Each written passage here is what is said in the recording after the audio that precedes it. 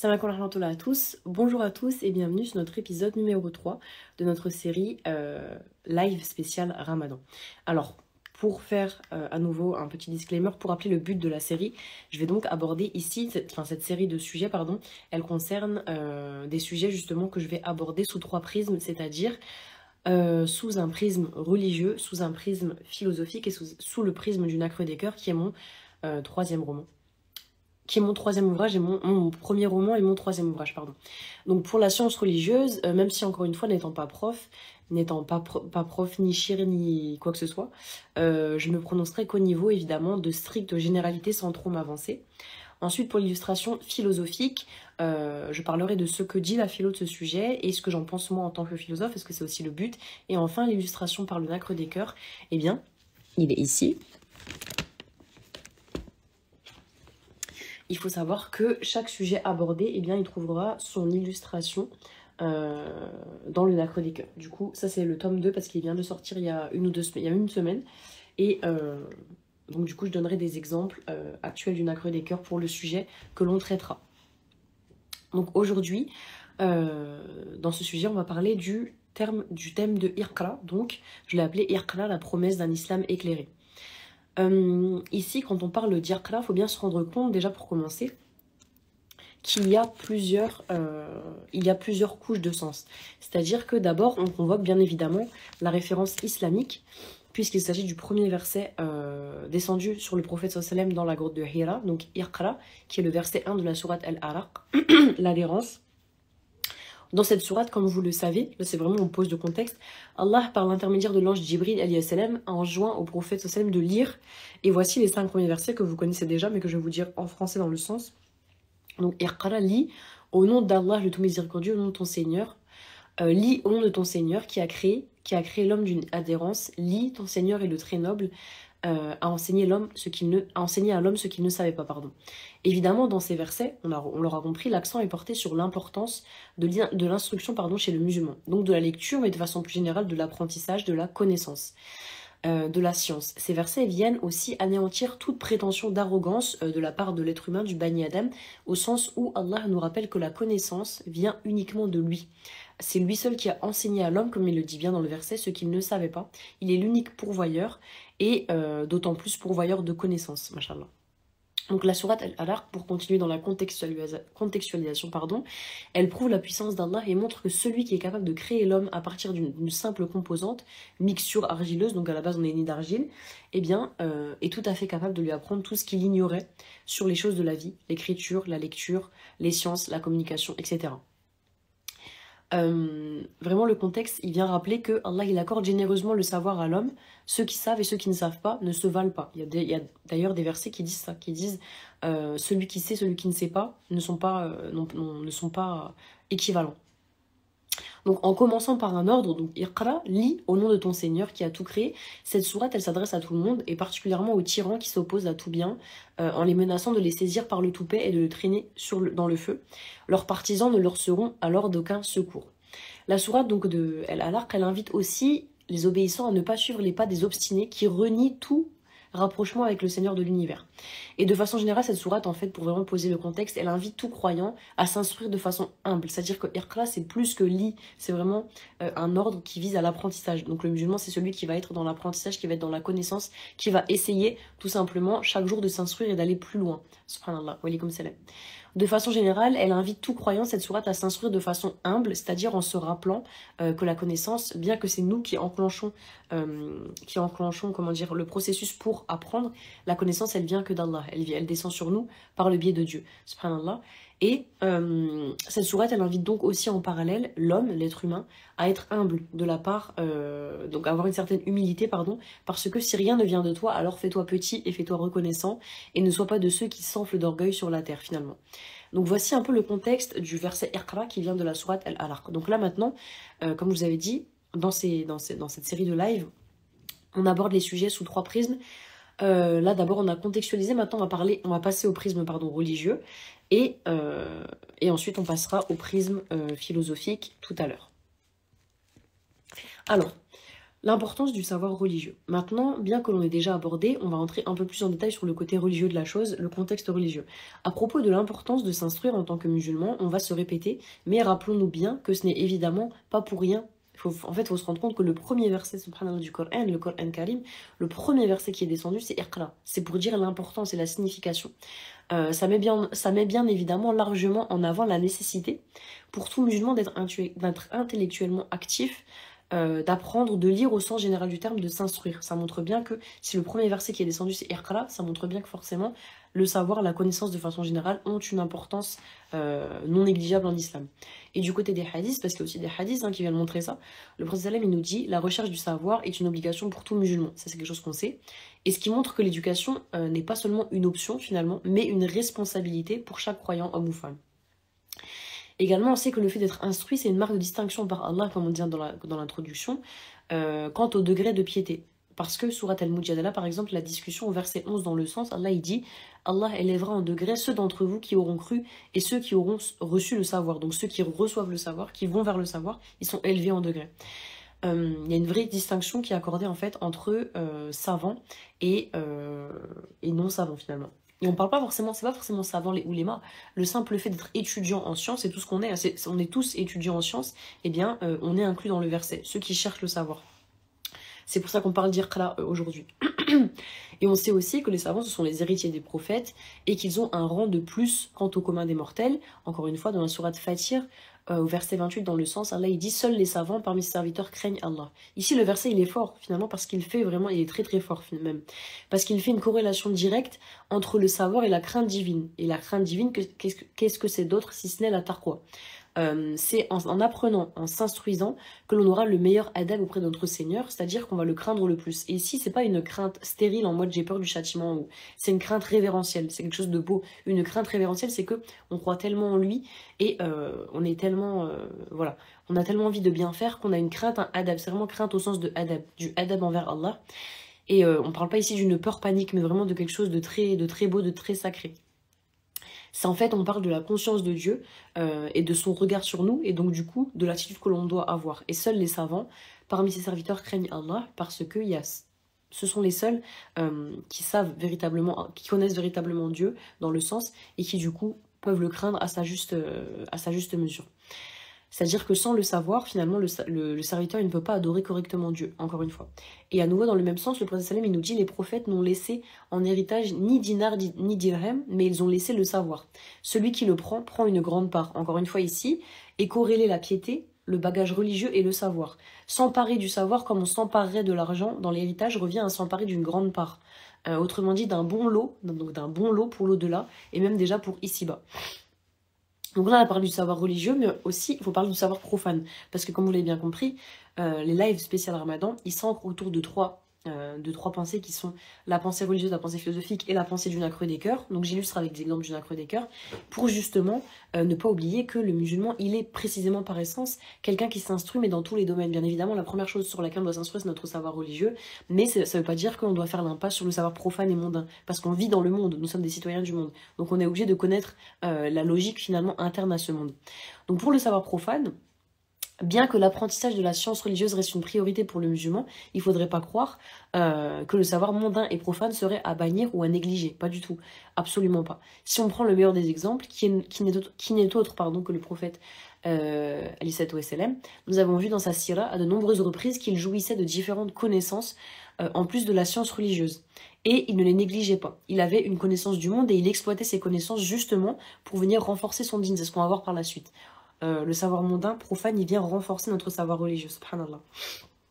Alors là, on va parler un peu des différents domaines dans lesquels le prophète sallam il avait une forte connaissance et qui montre bien à nouveau que le savoir profane, il est important. Premier domaine, c'est le commerce et l'économie. Avant de recevoir la révélation, le prophète sallam, vous savez très bien que c'était un commerçant qui était reconnu pour son honnêteté, on l'appelait El-Amin, son honnêteté, sa probité et son intégrité. Il travaillait pour Khadija, comme vous savez très bien, une riche commerçante mécoise, et il gérait des caravanes commerciales entre la Mecque, la Syrie et le Yémen. Et son expérience lui a permis de développer une expertise finalement dans la gestion, la négociation et l'éthique commerciale. Premier domaine, mais en vérité, la liste n'est pas exhaustive parce qu'il savait tellement de choses à Salem que je ne pourrais pas tout dire. Deuxième chose, gestion et leadership politique. On a parlé de leadership dans le deuxième live de cette série. Après l'établissement de l'État islamique à Médine, il a dû organiser une société multiculturelle. Faut pas oublier ça, c'est pas. Certes, tu peux avoir un bagage religieux, mais savoir gérer une société dans laquelle il y avait des juifs, il y avait des non-croyants, il y avait des Quraysh, il y avait des musulmans, c'est pas facile. C'est pas de faire ça tout seul, c'est difficile à regarder. On a un président qui a des moyens énormes, qui est riche, pour pas dire voilà extra riche. Et pour autant, il y a plein de dissensions entre les communautés, le peuple n'est pas en paix, vous voyez très bien. Donc c'est vraiment difficile, faut pas l'oublier. Et il a mis en place, le prophète a mis la constitution de Médine, qui régissait les relations entre musulmans, entre juifs et musulmans, et qui ont posé ainsi les bases d'une gouvernance équitable. Donc déjà, deuxième savoir mondain, la gestion et le leadership politique. Troisième savoir mondain qu'il avait, diplomatie et stratégie militaire. Donc le prophète, il a signé plusieurs traités, comme le traité de Hudaybiya, qui montre sa vision stratégique et sa capacité à négocier pour le bien de sa communauté. Il avait vraiment une grande vision, il était un peu visionnaire. Et il a également dirigé plusieurs campagnes militaires et c'était quelqu'un de très stratégique. Par exemple, je crois que c'est à la bataille de Uhud, quand il avait demandé aux archers de ne pas partir, même si la bataille semblait être finie. On a vu que si ça avait été respecté, ça aurait été un plan de génie. Ça n'a pas été respecté après, c'est dans le destin. Mais vous voyez, c'était quelqu'un de très stratégique et il choisissait souvent des tactiques qui étaient innovantes, qui pouvaient même des fois, surprendre. Il y a plusieurs fois, dans plusieurs anecdotes, ces sahaba, ils lui ont posé la question de pourquoi tu fais ça, mais qui finalement se sont révélées très très intelligentes. Et aussi, je me rappelle de le pacte qu'il avait signé avec les gens de Quraysh par rapport à la... Je sais qu'en fait, dans ce pacte-là, les musulmans étaient venus et ils n'avaient pas pu faire la Umrah, ils n'avaient pas pu faire le Hajj, en tout cas dans le Hajj, ils n'avaient pas pu faire le Hajj. Et c'est Omar ibn al-Khattab qui était furieux, les Sahaba ne comprenaient pas pourquoi ils ne pouvaient pas le faire alors qu'ils étaient venus jusque-là. Et le prophète il a tenu bon sur ce pacte, sur ce deal qu'il avait fait avec les Quraysh, et finalement ça s'est révélé fructueux. Donc c'était quelqu'un qui avait beaucoup de stratégie, il était très stratège, très intelligent, très fin. Donc ça c'est une troisième qualité, et c'est une troisième compétence, connaissance qui n'est pas religieuse. Ça, là on parle vraiment du domaine profane. Quatrième domaine dans lequel il avait une connaissance et qui montre bien l'importance de la connaissance profane, c'est les relations humaines. Et ça, c'est mon préféré, c'est mon domaine préféré, parce que vraiment, c'est un truc à chaque fois qui me choque, subhanallah, qui m'a toujours bluffé. Vraiment, ça m'a toujours bluffé. C'est sa capacité multilangagière. C'est-à-dire que j'ai pas trouvé finalement de meilleur terme pour le dire que multilangagière, mais à la lecture, à l'écoute de sa sira, que j'ai fait plusieurs fois dans ma vie, j'ai toujours été impressionnée par sa capacité à savoir s'exprimer, sallallahu alayhi wa sallam, de la meilleure des façons à son interlocuteur. C'est-à-dire qu'il avait vraiment une intelligence émotionnelle qui est incroyable dans ce qui est relaté. Le prophète, en fait, il adaptait sa façon de s'exprimer à l'interlocuteur en face de lui afin d'être le plus compréhensible possible, et il donnait une telle qualité d'attention et d'écoute à ses interlocuteurs, on a des récits sur ça, que les sahaba eux-mêmes, ils avaient rapporté que quand le prophète il leur parlait, ils avaient l'impression, il était déjà au niveau physique, c'était quelqu'un qui, se tournait entièrement vers son interlocuteur pour lui parler. C'est différent de simplement tourner la tête. Non, il se tournait entièrement et ça montrait son adab envers la personne. Et en fait, les sahaba, ils rapportaient que quand ils parlaient avec lui, ils avaient l'impression d'être la personne la plus importante à ses yeux. C'est magnifique, subhanallah. Et ça, vraiment, c'est une intelligence émotionnelle, c'est une intelligence communicative qu'il a eue, qu'Allah lui a donnée, qui est incroyable. Moi, ça m'a toujours bluffé, subhanallah. Par exemple, quand il s'adressait à des bédouins, ça a été rapporté que il avait appris quelques mots de leur langage. Vous voyez, regardez l'intelligence, subhanallah, afin de se faire comprendre d'eux et leur démontrer sa non-hostilité, leur démontrer qu'il était avec eux en fait, qu'il n'était pas un ennemi, c'était pas quelqu'un qui venait justement pour les brutaliser ou pour être contre eux, subhanallah. Quand il s'adressait à des enfants, il se mettait à leur hauteur, il s'abaissait. Alors ça me paraît être très anodin, mais pas du tout. Pas du tout, c'est très très très révélateur et significatif parce que ça veut dire en fait tout simplement qu'ils prenaient en compte les personnes qu'ils étaient, même si ce sont des petites personnes, ce sont des enfants, ils prenaient en compte ils les estimaient en fait, ils prenaient en compte leurs personnes et ils ne les négligeaient pas. Ils les considéraient malgré le fait qu'ils n'étaient encore que des enfants. Et je trouve ça c'est vraiment une intelligence émotionnelle qui est assez bluffante, je trouve, machallah. Et quant à ces femmes, donc ça c'est aussi un sujet qui est assez intéressant, c'était la même chose parce que le prophète, par rapport à ces femmes, déjà, pour qu'Allah il lui en ait donné plusieurs, c'est que évidemment il y a eu chez cet homme une grande capacité d'adaptation et surtout une justesse et une magnanimité, car on sait à quel point la polygamie elle est exigeante, à quel point c'est dur en vérité. Il y a tous les petits... Akhil Karim qui veulent être polygames, en vérité ils se rendent pas compte à quel point c'est très très difficile, parce qu'en fait il faut honorer le droit de tes femmes et c'est très difficile. Bref, et ben le prophète sallam par rapport à ça, il avait une intelligence émotionnelle qui était incroyable parce que il a su gérer entre ses femmes, il a su gérer pardon, les relations entre ses femmes d'une telle sorte qu'il n'y avait pas forcément de conflit. Il y avait des petites jalousies, c'est normal, hein, ça reste humain, mais il a vraiment très très bien géré. Donc, à de nombreuses reprises dans la sira, on voit que le prophète sallam, il a une véritable sagesse dans sa façon de leur parler, de les calmer ou de leur expliquer les choses. Il avait ainsi une véritable connaissance des relations humaines et de leur rouage. Je vais vous citer une anecdote que mon mari m'avait racontée et que je trouve très très belle. Donc un jour, le prophète sallam, il était allé chez chacune de ses épouses et il leur avait dit qu'il donnerait le soir même, ou un truc comme ça, je sais plus c'était quoi, mais en tout cas, il leur avait dit à chacune, ce soir, ou je sais pas quand, je donnerai une date à celle que je préfère. Donc la femme que je préfère, je donnerai une date ce soir, subhanallah. Finalement, ce qui s'est passé, c'est que le soir même, il s'est arrangé pour donner une date à chacune sans que les autres le voient. Il a isolé chacune d'entre elles et il a donné une date sans que les autres le voient. Et finalement, qu'est-ce qu'il a fait? C'est magnifique parce que finalement, il en a lésé aucune et il a fait en sorte plus que ça. Il n'a pas été juste dans la stricte égalité. Il a fait en sorte que chacune se sente privilégiée avec cette date parce que chacune pensait être sa privilégiée. C'est une intelligence émotionnelle qui est incroyable. Enfin, franchement, je trouve ça, c'est du génie. Vraiment, machallah, c'est incroyable, ça, salam. Il les a toutes rendues heureuses sans pour autant en peiner une, sans pour autant qu'il y en ait une qui se sente, ou plusieurs même qui se sentent de côté. Donc je trouve ça vraiment très très très intelligent. Et même s'il est vrai que ses épouses, elles connaissaient en général son petit penchant pour Aïcha, parce qu'il préférait Aïcha radiallahu anha, mais il a jamais agi de la sorte, pardon, à favoriser de façon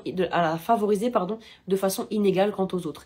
Et ça vraiment, les relations humaines, c'était un sujet qu'il maîtrisait énormément. Donc c'est encore une fois, subhanallah, ça relève encore une fois du savoir profane et non pas religieux.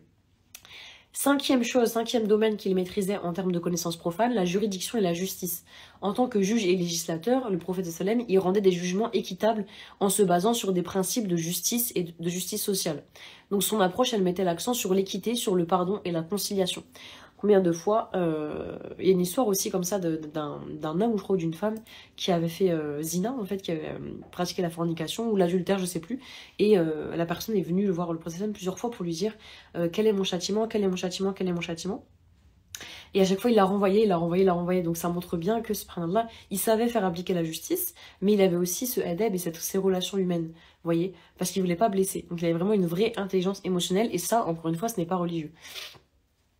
Sixième chose, on a bientôt terminé, médecine et hygiène. Le prophète sallam, ça a été aussi un visionnaire par rapport à beaucoup de choses grâce à Dieu parce que il a donné beaucoup de conseils sur, enfin, voilà, l'islam en général a donné beaucoup de conseils sur l'hygiène, sur l'alimentation et sur la médecine préventive. Il recommandait par exemple, sallam, le lavage des mains, l'utilisation de siwak pour l'hygiène dentaire et la modération alimentaire. Vous savez le hadith qui dit il y a un quart de ton estomac qui est pour l'eau, l'autre pour l'air et l'autre pour la nourriture. Donc voilà, il y avait tout un panel comme ça de connaissances liées à la santé qu'il maîtrisait alayhi wassalam. Septième domaine, la science et la nature. Donc 7. Bien qu'il ne soit pas un scientifique au sens moderne, il faisait des observations sur la nature, la santé et le corps humain. Il encourageait l'apprentissage et la recherche de la connaissance en général. Et en termes d'écologie, moi qui ai une association écologique qui s'appelle Les Petites Mains de Nature, ça m'a aussi choqué de savoir ça. Le prophète sallam, en termes d'écologie, il a beaucoup insisté sur le fait de pas justement de ne pas détruire la nature. Par exemple, quand il y avait des batailles, des guerres, pardon, il disait bien à ses sahaba, il précisait bien de ne pas piller les maisons, de ne pas abattre les arbres, de ne pas en fait causer de dégâts à l'environnement. Subhanallah, ça c'est un truc au Maghreb par exemple, c'est très très compliqué le domaine de l'écologie, c'est très très compliqué. Il y a énormément de pollution, les gens ils ont pas encore ce adepte de comprendre qu'en fait quand tu jettes dans la nature, c'est un péché en fait, c'est haram parce que tu salis la nature de Dieu en fait, c'est un péché tout simplement. Et en termes d'écologie, donc voilà, il a dit ça, et il a aussi mis en place des zones protégées qui s'appellent des RIMA, où la coupe excessive d'arbres et la surexploitation des terres étaient interdites pour préserver justement l'écosystème. Subhanallah, ça fait 1400 ans, vous voyez ce que je veux dire? Donc il y a quand même, machallah, énormément de choses.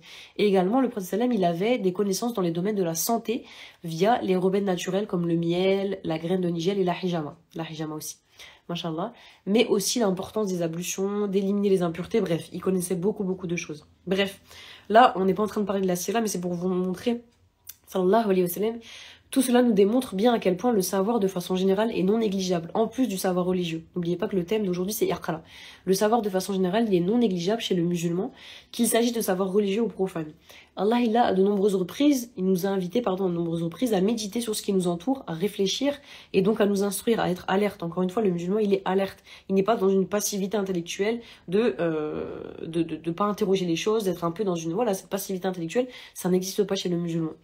Donc, verset Az-Zumar, les groupes, dans le sens, au verset 9, dit « Ceux qui savent et ceux qui ne savent pas sont illégaux, seuls les doués d'intelligence se rappellent. » Ensuite, sourate Mohammed au verset 24, dans le sens « Ne méditent-ils donc pas sur le Coran ou y a-t-il des cadenas sur leur cœur ?» Sourate Al-Jathiya 45, donc sourate 45, verset 13 « Et il vous a assujetti tout ce qui est dans les cieux et sur la terre, le tout venant de lui. » Il y a en cela des signes pour des gens qui réfléchissent. Et ça, c'est souvent un truc qui revient, les doués d'intelligence, ceux qui réfléchissent, ceux qui méditent. Allah, il parle beaucoup de ce groupe de personnes qui sont censés être les croyants. De même, l'histoire de l'islam compte de nombreux savants reconnus dans les sciences profanes. Là, on parle vraiment du côté profane. Dans la médecine, Ibn Sina, qui est, en fait, c'est Avicenne, son nom latin, c'est Avicenne, mais c'était un musulman, qui a écrit le canon de la médecine, dans lequel il recense 700 médicaments et pose les bases de la médecine moderne. Ensuite, on a, je ne vais pas vous faire une liste exhaustive, mais je vais quand même vous en dire un petit peu, Al-Razi, donc connu sous le nom de Razès, père de la pédiatrie et de l'immunologie. Il a découvert la rougeole et la variole, et il a prôné l'expérimentation en médecine et la fabrication de médicaments. Dans les mathématiques, on a El-Raourizmi, je sais pas trop le dire, mais père de l'algèbre, El-Batani, qui a amélioré les calculs sur les mouvements astro. On a aussi Mariam, parce que vous parlez un peu des femmes, vous savez très bien que moi je suis féministe, donc à chaque fois je rapporte ça aux femmes. Il y a aussi énormément de femmes qui ont apporté de la connaissance. Mariam El-Astrolabi, ingénieure et fabricante d'astrolabes, des instruments de navigation et d'astronomie. Elle a amélioré les modèles d'astrolabes qui étaient déjà utilisés, et ses travaux ont facilité considérablement l'essor de la navigation maritime. On a aussi la célèbre Rufeida el-Aslamia, donc encore une fois dans le domaine de la santé. Elle a été considérée comme la première chirurgienne et infirmière de l'histoire islamique. Elle a formé d'autres femmes aux soins médicaux et elle a établi un hôpital de campagne pendant les batailles. Et ces pratiques ont influencé énormément les hôpitaux islamiques du Moyen-Âge. Vous voyez ? En termes de géographie, si on continue un petit peu, on a bien évidemment le très célèbre Ibn Battuta, évidemment, qui est d'ailleurs repris dans la saga Saladin des éditions Orims, si vous voulez des livres qui sont historiques et qui sont en même temps, qui ont beaucoup d'adab pour vos enfants. La saga Saladin des éditions Orims, c'est très très bien. Donc c'est un voyageur, Ibn Battuta, qui a parcouru plus de 120 000 km à travers l'Afrique, l'Asie et l'Europe, et il a rédigé un récit détaillé de ses voyages qui s'appelle Rihala. Ses observations enrichissent les connaissances sur les cultures du monde. Sans oublier El-Idrissi, cartographe qui réalise l'une des cartes du monde les plus précises pour l'époque. Donc El-Idrissi, il a voyagé en Europe et en Afrique pour collecter des données, et son livre de Roger devient une référence en géographie. Voilà, je vais vous en citer encore un ou deux, mais pas plus. Faut pas oublier aussi que la plupart du temps, des érudits dans les sciences profanes l'étaient aussi dans les sciences religieuses. CF Aïcha, radiallahu anha, qui en plus d'être rapporteuse de hadith et ouléma, elle a beaucoup de casquettes, machallah, elle avait aussi un bagage en poésie, en médecine et en histoire. Donc cela ne peut que nous démontrer finalement à quel point la science profane, bien au contraire de ce qu'on voudrait faire passer, de ce qu'on a pu faire croire, la philo c'est haram et compagnie, tout ça, non. La science profane, au contraire, elle vient nourrir très souvent la pensée religieuse, la foi religieuse, pardon. Pour citer un exemple plus contemporain, moi personnellement j'apprécie énormément, d'ailleurs je vais chercher son livre, là je vais vous laisser une minute, j'apprécie énormément le professeur de philosophie musulman, Sofiane Méziani, qui a désormais fondé son école, je suis trop contente pour lui, l'Olivier Academy. Il a écrit de nombreux ouvrages, justement, mêlant islam et philosophie, et démontrant à quel point certains philosophes, comme Nietzsche par exemple, étaient, malgré ce que l'on veut nous faire croire, ardemment en quête de Dieu. Donc Sofiane Méziani, j'aime beaucoup ce qu'il fait parce qu'il démontre vraiment qu'il n'y a pas de... il n'y a pas de... comment dire ?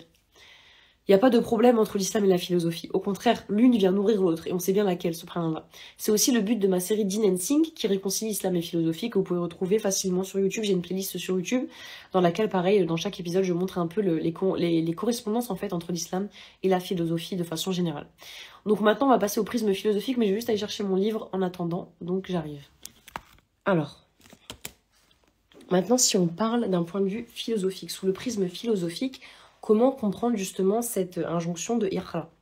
Donc ici je voudrais évidemment parler d'un auteur musulman, donc Sofiane Méziani, je vous l'ai déjà dit, et en même temps professeur de philosophie que j'affectionne beaucoup et qui, pour ceux qui me connaissent un petit peu, savent qu'il s'agit de Sofiane Méziani. Donc c'est son livre, en particulier aujourd'hui on va parler du souffle de l'esprit ou comment faire face au culte de la matière. Donc c'est un livre incroyable, machallah. Dans nombreux de ses ouvrages, il mêle islam et philosophie et démontre que les deux ne sont pas incompatibles, bien au contraire. L'ouvrage dont je voudrais vous parler, donc du coup, c'est Le souffle de l'esprit ou le culte de la matière. Et c'est un de mes livres préférés, franchement, c'est une vraie pépite, faut absolument que vous le lisiez. Et alors, c'est vrai que je pense qu'il faut quand même peut-être un petit bagage intellectuel quand même pour le lire. C'est pas un bagage intellectuel, mais je pense que c'est un petit bagage philosophique. Mais franchement, je trouve qu'il est accessible à tous. Et son travail, il vise en fait à approfondir la compréhension de la spiritualité islamique et à promouvoir une réflexion philosophique au sein de la communauté musulmane francophone. Parce que, encore une fois, on se rend quand même compte que on est beaucoup, en fait, même quand on regarde dans les librairies, dans les mektabas, dans tout ce qui est sciences religieuses, on est quand même beaucoup basé uniquement sur des ouvrages de fiqh, de halal haram, mais on ne nous apprend pas comment cheminer vers Dieu, on ne nous apprend pas la spiritualité. Et notamment à travers ce livre incroyable, donc Le souffle de l'esprit ou comment faire face au culte de la matière, qui aide le croyant à renouer avec sa spiritualité et donc avec une approche plus méditative mais aussi plus réfléchie et éclairée de sa pratique religieuse dans un monde qui semble de plus en plus malheureusement hostile à la foi et aux principes religieux. Sofiane Méziani aborde ainsi les défis existentiels qui ont à traverser les musulmans du XXIe siècle face à ce, comme il le dit, désert spirituel, c'est une expression que j'ai beaucoup reprise aussi, qui est devenue notre société occidentale, mais pas que. Dans un monde de plus en plus matérialiste, loin de l'essence divine finalement, ancré dans la surconsommation, dans le wokisme, dans le progressisme, dans tout ça, dans ces nouvelles idoles en tout genre, TV, réseaux sociaux, argent, même l'argent est devenu une idole, subhanallah. Ce livre, il tente de rappeler aux croyants sa mission. Sa mission, c'est quoi? C'est de retrouver sa fitra intérieure, mais pas de n'importe quelle façon. Pas simplement sous le prisme unique des règles, du halal haram, comme on l'a dit, et de l'apparence finalement à laquelle on a réduit l'islam ces dernières années, mais plutôt et avant tout via une approche spirituelle et éclairée, un islam des lumières comme on peut l'appeler, et qui viendrait avant toute chose justement éclairer ces règles via cette spiritualité. Encore une fois, ce livre c'est vraiment une pépite, il faut absolument que vous l'achetiez, machallah, et en plus il est tout petit. Donc je vais vous en lire quelques versets, quelques extraits. Donc, il nous dit « Le rapport entre l'homme et Dieu s'est trouvé renversé. Ce n'est plus l'homme qui est une image de Dieu, donc Khalifa, mais Dieu qui devient une simple image de l'homme, une projection de sa propre conscience. La pensée moderne, en dépouillant l'univers de sa dimension spirituelle, a enfermé l'homme dans un monde matériel étroit, à l'intérieur duquel il n'y a que très peu, voire pas d'issue aux épreuves existentielles. » Comme on l'a dit, Sofiane Méziani, il instaure une réflexion sur la modernité et ses conséquences désastreuses, en particulier sur les musulmans d'Europe, si ceux-ci ne sont pas préparés à la recevoir avec les bons outils. La modernité, c'est-à-dire tout ce qu'elle nous apporte. Cette vague de progressisme, avec les phénomènes des transgenres, avec toute cette idéologie woke, avec cette surconsommation, les réseaux sociaux à outrance, voilà, tout ça, ça vient de la modernité. Et si le musulman, il n'est pas prêt à affronter cette modernité avec les bons outils, qui sont avant tout aussi les outils de la spiritualité, eh bien, il va se laisser porter par cette modernité, et finalement, ça va devenir une véritable fitna pour lui. Donc il démontre aussi, Sofiane Méziani, que le musulman, en plus de l'apprentissage de sa religion, il doit à son échelle individuelle amorcer une réflexion sur ce qui l'entoure, y être alerte et ne pas tout simplement recevoir de façon passive. Il doit absolument être alerte. Et c'est du coup le but de ce live qui porte sur Iqra. Il nous dit aussi, l'individu moderne n'a pas les épaules pour assumer cette liberté vertigineuse qu'il a faussement gagnée au prix d'une incessante croisade contre toute réalité transcendante. Et il a quitté le royaume céleste pour s'aventurer dans un labyrinthe terrestre inextricable, duquel il ne parvient plus à sortir. Et encore, plus le cœur est purifié des illusions terrestres, mieux il perçoit la réalité profonde des choses. J'aime beaucoup cette citation. Parce que dans cette dernière citation, Sofiane Méziani lit bien le discernement du cœur avec une certaine forme d'intelligence, au sens où on peut comprendre la réalité profonde des choses comme une réalité spirituelle, religieuse, liée à la foi, mais aussi on peut aussi la comprendre comme une réalité intellectuelle. Donc c'est aussi percevoir au sens de comprendre et de saisir. De façon générale, je trouve que ce livre, vraiment, il a une dimension très utile à tout un chacun, parce que c'est un livre qui va venir interroger notre rapport à la modernité, qui va venir interroger notre rapport à la spiritualité. Où est-ce qu'on en est avec la spiritualité? Parce qu'on est quand même, ces dernières années, on s'est quand même beaucoup enfermé dans un islam de règles, dans un islam d'apparence, dans un islam, encore une fois, de halal haram, qui, je trouve, est très, qui constitue vraiment un obstacle, en fait, pour notre cheminement. Parce que non, l'islam ne se compose pas que de ça. pas que de règles, parce qu'en fait, en vérité, si vous n'avez pas de spiritualité derrière, si vous n'avez pas de spiritualité derrière, si vous n'avez pas finalement de tazkiyat ou nefs, de djihad ou nefs, eh bien, le halal haram, vous n'arriverez jamais à l'appliquer. Et c'est pour ça, hein, on voit très bien, on sait très bien que c'est haram, par exemple, de parler sur les gens. On sait très bien qu'il faut se lever pour le viol. On sait très bien que c'est haram de mentir. Pourtant, on continue à le faire. Pourquoi? Pas parce qu'on ne le sait pas, la connaissance, on l'a, mais c'est parce qu'on n'a pas justement cette dimension spirituelle dans nos vies. Et il essaye un petit peu de nous réconcilier avec ça. Et aussi avec le côté très réflexif. Encore une fois, lui, il est philosophe, Al-Mizani, et il nous apprend que... enfin, il n'y a pas que lui qui nous l'a appris, on sait très bien. Le musulman, encore une fois, c'est celui qui est alerte intellectuellement, il n'est pas passif.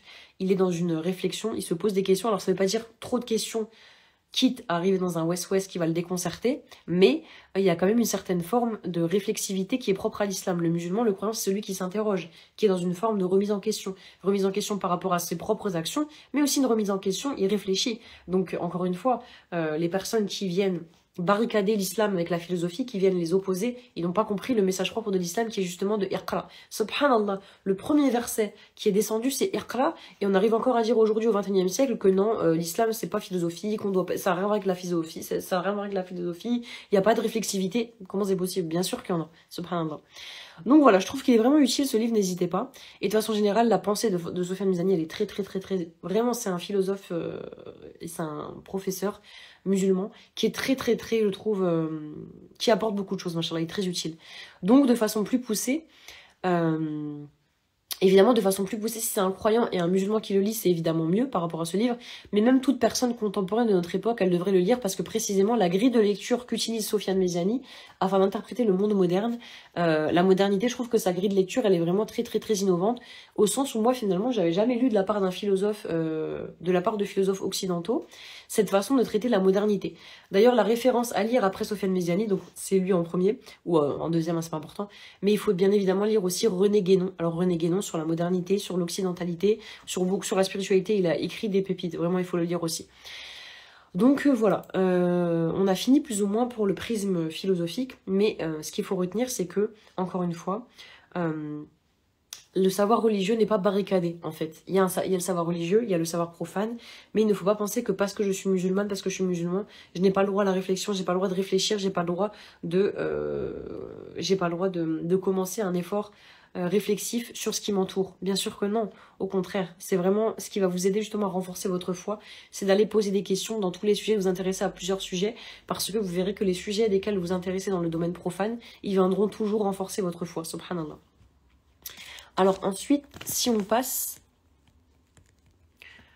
au prisme du nacre des cœurs, donc enfin pour parler de mon ouvrage, dont je vous rappelle que le tome 2 vient de sortir, donc c'est celui-ci, le tome 2 du nacre des cœurs vient de sortir, la dimension de Iqra dans mon ouvrage elle est très forte parce que c'est quelque chose que moi-même j'incarne dans la vie de tous les jours en fait. De façon générale, déjà en tant que professeur de philosophie et écrivaine, j'accorde moi-même dans mon existence une grande place à la connaissance, à la réflexion et au débat. Mais pas seulement à une réflexion vide de spiritualité, autrement dit vide de fond, mais plutôt à une réflexion qui mêle spiritualité justement, ce qui est proprement le sens d'Iqra. Avancer vers Dieu, à l'aide d'une méthode éclairée afin de sortir de certains ténèbres, qu'ils soient issus de la culture ou autres. Mais c'est ça le véritable sens de Iqra. Allah ou Allah, mais je pense en tout cas. Comme dit notre shir, pas de science sans spiritualité, et réciproquement. Et en fait, il y a deux ailes qui sont indétachables à l'oiseau. C'est d'un côté la spiritualité et de l'autre côté la science. Et si on n'en a qu'une, forcément, on va basculer d'un côté de l'autre, mais ça ne sera pas équilibré. Ici, on parle de science islamique, bien évidemment, mais ça concerne aussi, bien sûr, la science profane. De façon générale, comme je vous ai dit, c'est très important d'avoir des connaissances dans les domaines mondains et profanes. Alors, donc du coup, je vous ai dit qu'on allait parler de mon livre. Donc pour illustrer cela, donc cette importance... Ah, je m'assois bien. Ah, cette importance d'Iqra dans le nacre des cœurs. Donc là, on est dans le tome 2. Je vais vous parler du personnage de Irma. Alors, qui est Irma? Bismillah. Donc Irma, c'est l'un des personnages du début de mon tome numéro 2. Irma, c'est une professeure de philosophie. évidemment, passionné, qui a bourlingué, donc qui a voyagé à travers le monde afin de dispenser ses cours, afin d'enseigner ses cours de philosophie à travers le monde. Et je vais vous citer une petite scène dans laquelle précisément elle tâche de faire comprendre à ses élèves l'importance en fait de réfléchir et l'importance du savoir certes religieux, mais aussi de ce savoir profane et finalement de façon générale de ce savoir même qui est un peu immatériel en fait, ce savoir qui vient de l'intuitivité, subhanallah. Malgré toute la science matérielle, concrète, effective, la science dure que l'on peut avoir, il faut aussi accepter le caractère fini. Ça fait partie aussi du jeu, hein, de notre raison, de notre entendement et de nos compétences. Parce que Iqra, il y a le côté connaissance, je veux savoir, je veux apprendre, je suis dans une quête de savoir, mais il y a aussi l'humilité. C'est-à-dire que le croyant, c'est quelqu'un de humble par excellence. Il sait qu'il peut connaître des choses, machallah, par la science, par les maths, par beaucoup de choses. Il y a beaucoup de domaines dans lesquels on peut s'instruire, mais il a aussi l'humilité de se dire, il y a des choses qui reviennent à Dieu et c'est pas grave. Parce qu'en fait, moi, je suis juste un être humain et je n'ai pas les connaissances pour toutes choses. C'est normal qu'il y ait des choses qui m'échappent, subhanallah, tout simplement. Donc, il faut accepter finalement le caractère fini de notre raison et de notre constitution. Ça en va de l'humilité du croyant et ça en va aussi de son adab, de son bon comportement, de reconnaître son humilité face aux choses qui le dépassent. Donc l'extrait que je vais vous lire, il relève d'un autre type de savoir. Encore une fois, c'est un savoir qui est plus subtil, c'est un savoir qui est moins pédant, qui est moins visible, qui est celui du cœur, donc la foi de l'intuitivité. Encore une fois, il y a aussi une grande part dans l'islam réservée à l'intuitivité, le fait de s'écouter. Le cœur, il est intuitif, le cœur, il reconnaît le haqq, le cœur, il reconnaît la vérité. Le cœur, il reconnaît quand il fait quelque chose de mal, quand il fait quelque chose de bien. Le cœur, il y a une connaissance du cœur, il ne faut pas l'oublier, celle-ci aussi. Et celle-ci aussi, elle fait partie de Iqra, mashallah. Il y a un savoir du cœur que chaque être humain a à travers ses expériences de la foi. Et même sans parler de foi dans cet épisode, de religion, je rappelle en fait dans cet épisode-là le concept de sublime de Kant. Donc je ne sais pas s'il y a des philosophes ici, mais le sublime, qu'est-ce que c'est le concept du sublime. Donc Kant, c'est un philosophe allemand, c'est un très très grand philosophe, machallah. L'expérience du sublime pour Kant, c'est quelque chose d'incroyable. C'est quand la raison, devant un phénomène grandiose, par exemple comme un orage, comme une tempête, quelque chose qui se déchaîne, vraiment un phénomène naturel qui fait très peur, une tornade ou quoi que ce soit, eh bien la raison, elle se voit complètement dépassée. Donc la raison humaine, voilà, elle se voit complètement dépassée, elle est incapable d'embrasser ce qui est devant elle, elle est complètement déboussolée. Et pour moi, c'est à partir de ce moment-là que la foi, elle se rend véritablement compte de sa nécessité. C'est-à-dire que la foi, elle vient pallier en fait les réponses manquantes que ne lui apporte pas la science. La foi, le sentiment religieux, le sentiment de foi, il vient un peu pallier, pour moi, les réponses manquantes auxquelles la science ne peut pas répondre. Bien sûr, la foi, elle ne se réduit pas à ça, bien évidemment, hein, mais ça en fait partie. Elle se réduit pas au strict rôle de remplacer la science, pardon, mais c'est aussi une de ses missions. Donc bref, pour revenir au livre, Irma, elle a 2 élèves qui sont pro-scientifiques. Vraiment, c'est des élèves qui croient que en la science, qui croient que en ce qu'ils voient. Ils sont vraiment pas de religion, ils sont athées, ils détestent la religion, etc. Et ces 2 élèves sont amoureux et ils s'appellent Simone et Jean-Paul. Alors je sais pas si ça va vous faire rappeler quelque chose. Si vous avez trouvé la référence de Simone et Jean-Paul, vous êtes vraiment très forts, ce là. Donc Irma, afin de prouver à ses élèves qu'il existe autre chose que la science concrète, sensible et tangible, en gros la science mathématique, hein, que je touche en fait, que j'arrive à toucher, à capter, plutôt que j'arrive à toucher, elle essaie de leur faire comprendre qu'il y a aussi une connaissance du cœur, une intuitivité du cœur, bref, une vérité du cœur au-delà de la science finalement, au-delà de l'expérience concrète et tangible, au-delà des calculs et des statistiques. Et du coup, qu'est-ce qu'elle fait Irma pour ça? Elle va faire sortir tous ses petits élèves dans la cour en plein orage, donc dans la cour de récréation en plein orage, et alors que la tempête se déchaîne, qu'il y a une pluie diluvienne et que les éclairs transpercent le ciel, et que l'orage y tonne dans les oreilles de tout le monde, qu'est-ce qu'elle dit à ses élèves? Elle leur demande, eux qui sont tout tremblants et qui sont frigorifiés, elle leur demande de fermer les yeux et de tenter de saisir intellectuellement avec leur raison ce qui se déroule sous leurs yeux. Vous aussi, vous pourrez essayer de le faire, c'est une expérience intéressante, c'est-à-dire de regarder l'orage en face quand il y a une tempête qui se déchaîne en face de vous. Donc de vous poser devant, de tenter de regarder, mais en tout cas pas dans une maison bien sûr, il faut être sous l'orage, de regarder l'orage en face, les yeux grands ouverts et d'essayer de l'affronter et de le saisir, c'est-à-dire d'essayer vraiment de l'affronter courageusement et de le saisir dans son intégralité, de l'embrasser. Bref, de rester impassible, c'est-à-dire sans émotion devant ce phénomène naturel grandiose. Personne ne peut faire ça, parce que ça s'appelle le phénomène du sublime de Kant justement.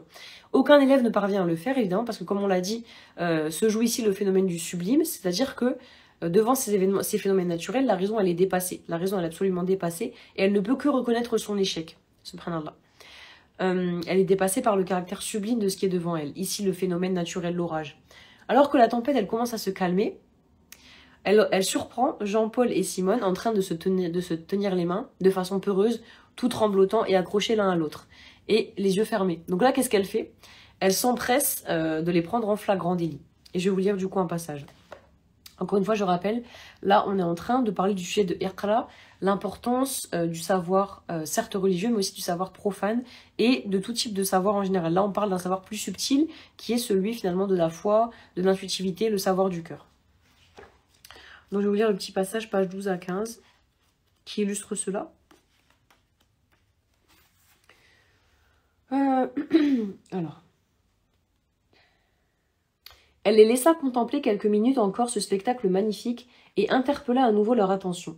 Tout comme le professeur de philosophie de Rima le ferait quelques années plus tard, elle leur expliqua elle aussi exaltée le phénomène du sublime. Donc c'est ce que je vous ai dit.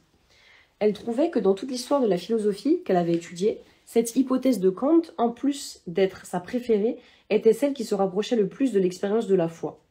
La soumission tacite de la raison qui, en échec, déboussolée et en proie à d'inquiétants mais de délicieux vertiges, reconnaît la grandeur de l'infini qui la dépasse. Quand elle leur expliqua le sentiment du sublime, les élèves comprirent d'autant plus qu'ils le vécurent en direct. Effectivement, Irma ne reculait devant aucun moyen pour amener ces jeunes à la réflexion dans une société où l'on faisait tout pour les abrutir. Elle leur interdit, avant de sortir de la classe, de prendre leur parapluie, et depuis les fenêtres des salles de classe voisines, on pouvait voir défiler une petite dame à l'allure preste, suivie de près par une armée de 21 petites têtes blondes, trempées jusqu'aux os et surexcitées. Irma les emmena jusqu'au milieu de la cour et s'arrêtant brusquement leur dit, en levant les yeux et les bras au ciel, toujours aussi calme au milieu de la tempête. Petit jeu de mots. Maintenant regardez, tâchez de saisir l'insaisissable. L'orage grondait furieusement, le vacarme était terrible et les éclairs parsemaient, sans qu'on ne puisse jamais les appréhender, le ciel d'une inquiétante noirceur. Chaque élève, le cou dévissé vers le ciel, les mains un peu levées à hauteur de poitrine, tâchait d'embrasser l'inappréhendable du moment. Seuls Jean-Paul et Simone, tremblotant côte à côte, les mains jointes, désespérément accrochés l'un à l'autre, gardaient peureusement les yeux fermés. Irma s'en voulut de jubiler devant cette image si cocasse. Les mentors de la science et de la froide raison, flageolant comme des feuilles au premier événement naturel, cela valait tout de même le détour. Se reprenant, elle s'avança vers eux et, afin de se faire entendre malgré le bruit assourdissant du tonnerre, leur cria « Ouvrez les yeux! Vous n'avez pas le droit d'être lâche, pas maintenant. Il faut affronter courageusement, n'est-ce pas ? N'est-ce pas ce que vous prenez habituellement ?» Parce qu'on rappelle que Jean-Paul et Simone, ce sont des personnes qui sont des mentors de la science. Pour eux, il n'y a pas de spiritualité, il n'y a pas de religion, il n'y a que la science dure, les mathématiques, voilà. Et donc du coup là, elle leur montre que, subhanallah, à travers ce phénomène du sublime, eh bien, enfin bref, vous allez comprendre, je continue. Irma dut se retourner afin qu'il ne la voie pas s'esclaffer de rire. Donc Irma, c'est leur professeur. Quant à eux, bien que la honte les ait envahis, ils étaient toujours craintifs et oscillants, cramponnés l'un à l'autre. C'était le moment ou jamais. C'était comme si le plus haut lui laissait la parole à son tour.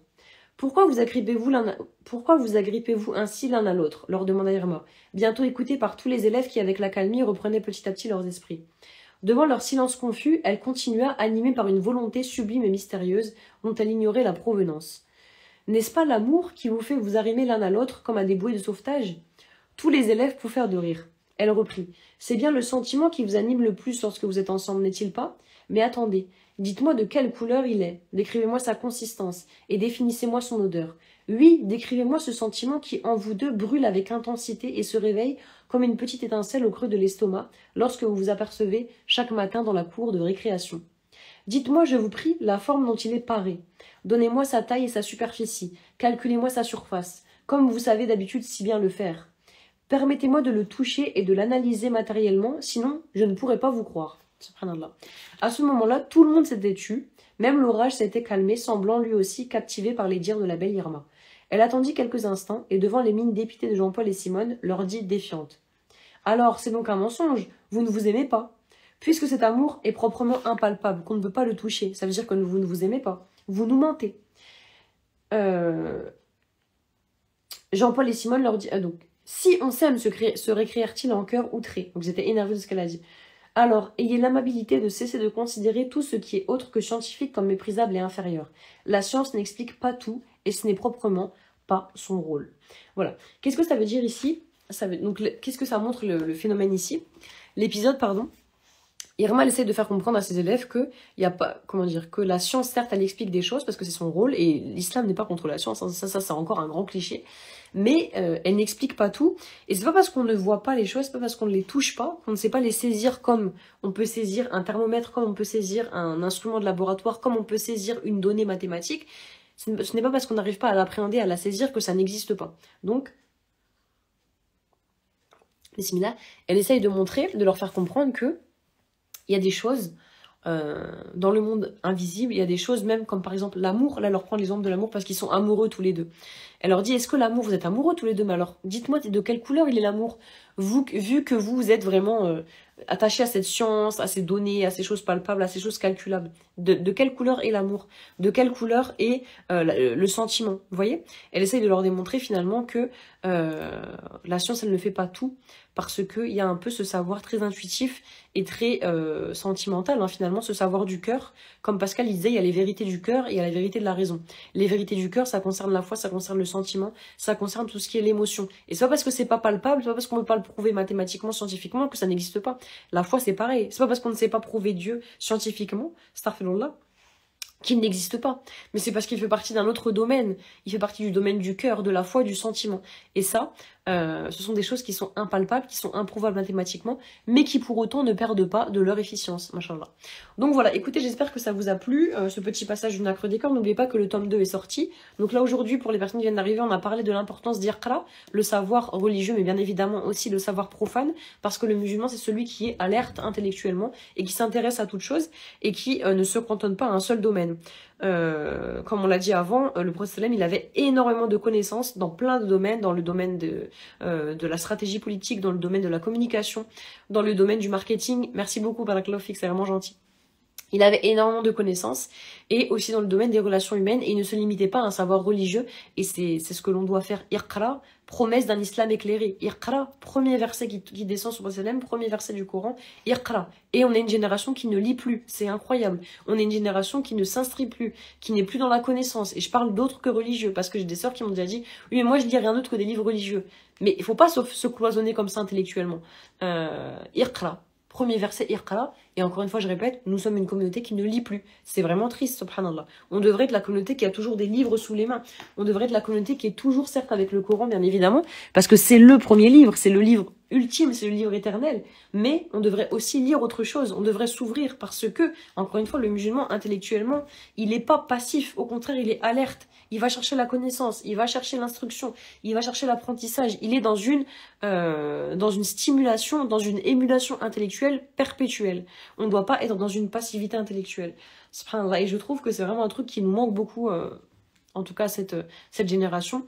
Et encore une fois, étant prof, je vais faire la meuf aigrie, mais c'est pas grave, c'est ma passion de faire la meuf aigrie. Il y a quand même un grand souci aussi au niveau des générations de maintenant. Moi, je vois mes élèves, encore une fois, ils doivent avoir 15, 16, 17 et un peu plus.